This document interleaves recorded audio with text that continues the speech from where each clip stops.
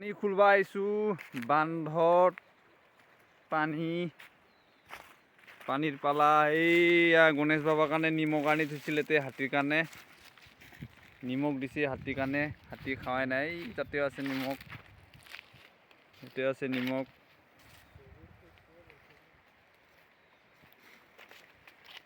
জংঘলত এইখিনি কয় চিধা বাগান